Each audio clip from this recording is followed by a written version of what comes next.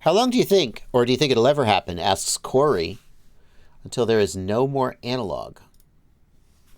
I don't think that, I mean, there's people out there right now flying AM radios somewhere, AM control systems.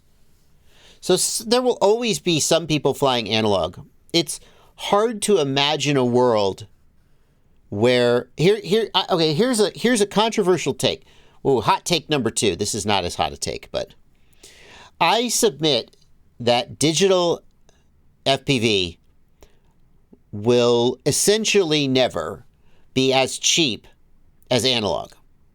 Now, what people who want to argue with me on that point say is economy of scale, over time, Moore's law, everything gets cheaper. A plasma TV used to be $10,000. Now it's $200. They're like, give it enough time. Eventually, it will be as cheap as analog. And I say, I don't think so. Because here's what analog has going for it that digital does not. And maybe it will, but I would bet that it doesn't. I could be wrong. With analog, there is essentially a worldwide standard for encoding and transmitting analog video. It's NTSC and PAL. And all analog television the world over follow that same standard. Which means that this rich wave chip that does I don't even know what it does. It doesn't do the radio stuff. But this rich wave chip that is used in all of our video transmitters and all of our receivers, it has a gigantic global market of devices that want to encode and decode that signal.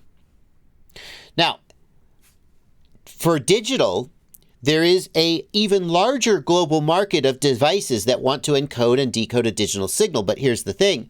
There's a much wider variety of ways of solving that problem. So I don't think we're going to see a situation where there is one chip that is used in all digital video transmission devices. We're going to see situations where there's an SoC, a system on a chip, and it's got a built-in H.265 encoder. And then there's this other SoC, and it's got a built-in H.265 encoder. Yada, yada, yada, yada, yada.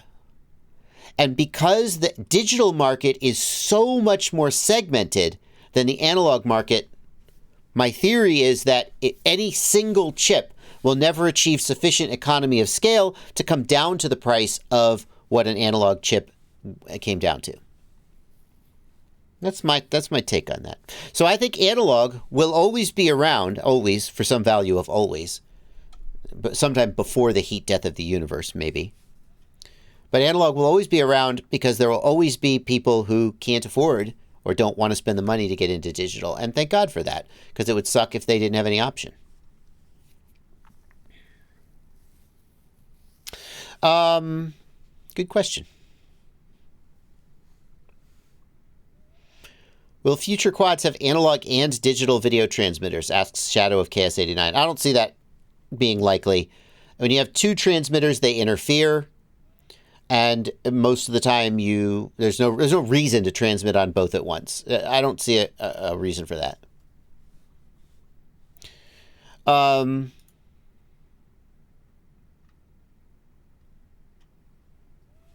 Ghost Branch FPV thinks before analog ever goes completely extinct, there's a much better chance of FPV becoming extinct because of all the laws and regulations.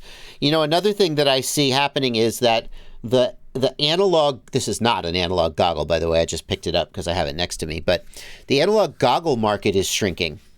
There are a lot fewer companies making analog goggles. There are a lot slower release schedule for analog goggles. A lot of people, if you want an analog goggle, you're going to buy a goggle that was released 2+ years ago. That didn't used to be true through the, say, 2015 to 2019 timeframe. This could be the last great analog goggle, even though it's not an analog goggle. It's actually an exceptionally good analog goggle, if you don't mind the gosh dang module hanging off the side. But it's an exceptionally good analog goggle. Maybe one of the best today. And we just don't see a lot of those coming out. Instead, we see companies releasing digital goggles. And I wonder what the future holds for people who don't want to buy a digital goggle. They only want an analog system. Orca, so there's Orca, SkyZone. Like, which analog only goggles are actually in? And I don't mean HDMI input. That's not what I mean. I mean, like, the DJI V2 goggles have analog capability through the AV input, but they're primarily a digital goggle. The HD0 goggles have analog capability through a module, but they're primarily a digital goggle. I mean, like, analog first goggles with a built-in, let's say with a built-in module bay or receiver. There's the SkyZone, Sky04X, there's the HDO2, there's the Orca, with some box goggles like the EV800D and the Cobra X. There's a lot fewer than there used to be, though. And I feel like that number is just going to go down.